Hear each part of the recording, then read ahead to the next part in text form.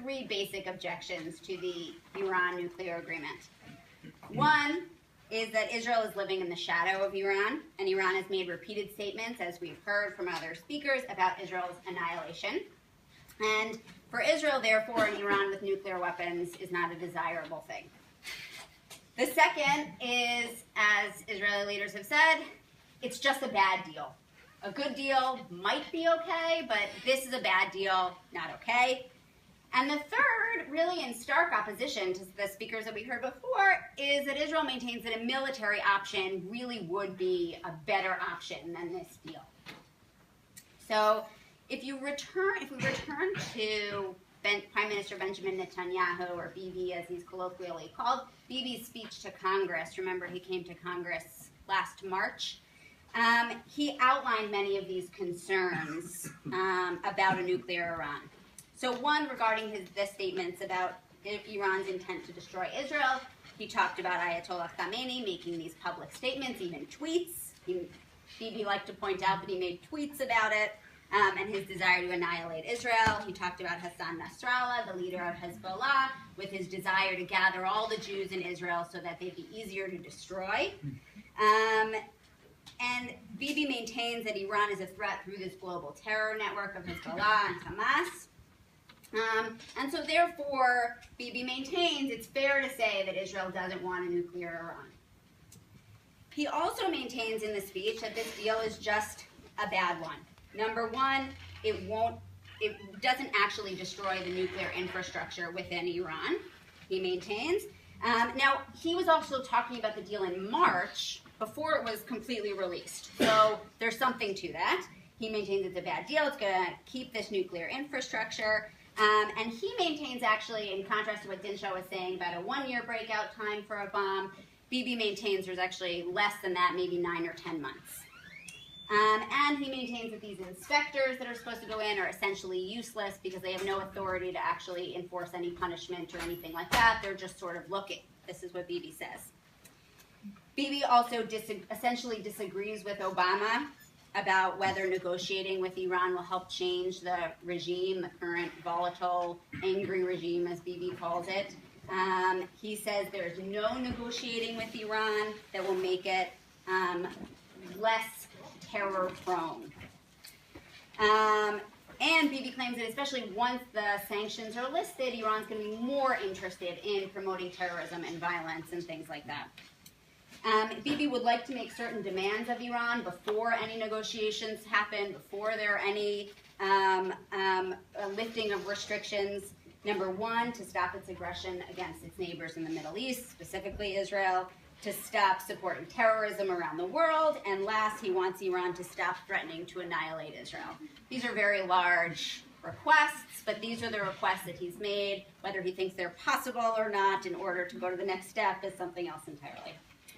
Now, I want to point out that even though Bibi was speaking to the American Congress, right, so in some way the American public was his audience, very specifically the American Jewish public was largely his audience, but even more so the Israeli public was his audience.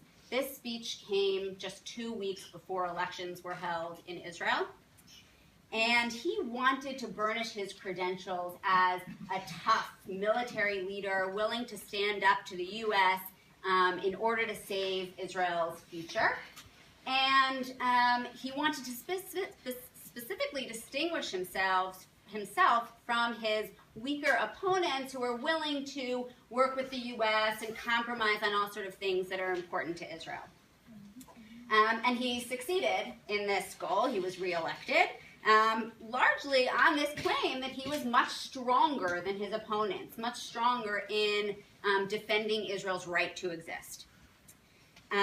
He also, his speech repeatedly mentions the existential threat that Israel is constantly under. It's actually, the speech is framed by these two events. One, he mentions the holiday of Purim, which is right around the corner from the speech, which recounts the plot of a Persian leader plotting to kill all of the Jews. So, and that's 2,500 years ago, so it has a certain resonance today. And he ends the speech by mentioning Holocaust survivor Elie Wiesel, who was in the audience at the time, to say that in order to make this claim that this is basically the next opportunity for a Holocaust.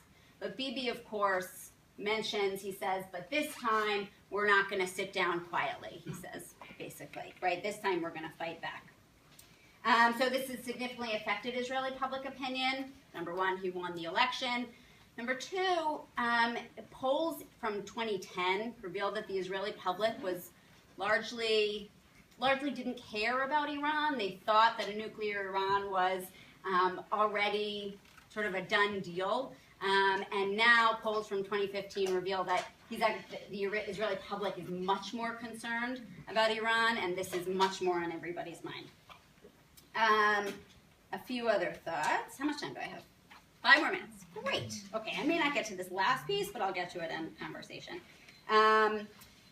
Bibi says that the U.S. was basically just too eager for this deal with Iran, and that in itself put them in a weaker position to negotiate. And as we know, weak is bad, powerful is good for Bibi.